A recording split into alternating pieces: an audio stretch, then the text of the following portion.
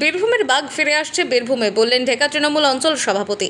আর সেই আনন্দে মিষ্টিমুখ করানো হলো লোকপাড়ায় মহাবিদ্যালয়ে উপস্থিত সকল ছাত্রছাত্রী ও শিক্ষক শিক্ষিকাদের। মূলত গরু পাচার মামলায় তিহার জেলে বন্দী অনুব্রত মণ্ডল, আর তাকে 10 লক্ষ টাকার বন্ডে জামিন দেওয়া হয়েছে বলে খবর। সেই খবর তৃণমূল কংগ্রেস নেতৃত্বদের কাছে পৌঁছতেই খুশির মেজাজ ফিরেছে জেলা তৃণমূল কংগ্রেসের কর্মীদের মনে। শনিবার বেলা 12টা থেকে দুপুর 1:30 পর্যন্ত লোকপাড়া মহাবিদ্যালয়ের সকল ছাত্রছাত্রী ও শিক্ষক শিক্ষিকা সহ পথচলতি মানুষদের মিষ্টি মুখের আয়োজন করলেন লোকপাড়া মহাবিদ্যালয়ের তৃণমূল ছাত্র পরিষদের সদস্যরা সহ ঢাকা গ্রাম পঞ্চায়েতের এলাকা তৃণমূল কর্মী সমর্থকরা। মূলত অনুব্রত মণ্ডলের জামিন পাওয়ার পর খবর পেতেই তৃণমূল মহলে এরকম আনন্দের ঝড় উঠেছে বলা যেতেই পারে।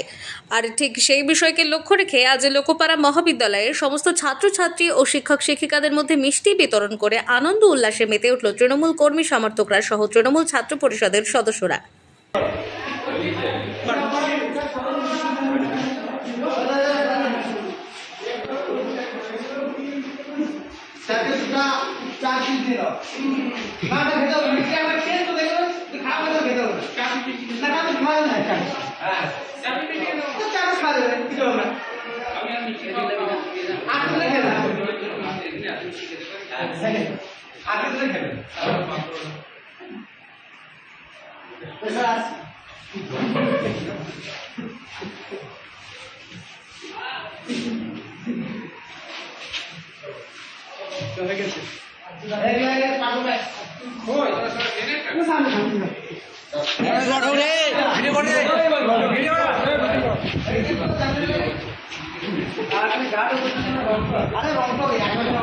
ঠিক আছে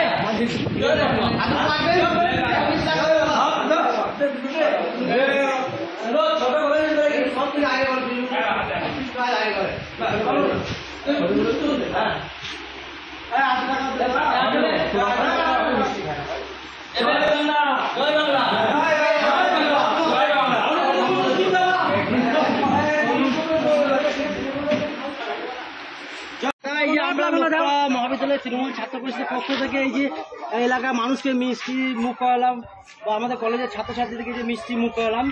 আর এই যে তৃণমূল ঢাকা অঞ্চল সভাপতির কাছে আমাদের কিছু বক্তব্য শোনার জন্য বলছি।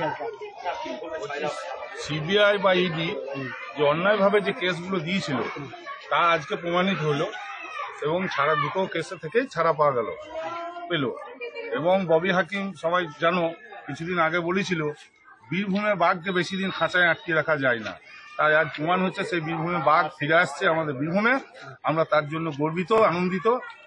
আমরা সকলে মিলে আমাদের বাঘ দাদা গুরুদেব যদি আসে আমরা সবাই দেখা করতে যাব।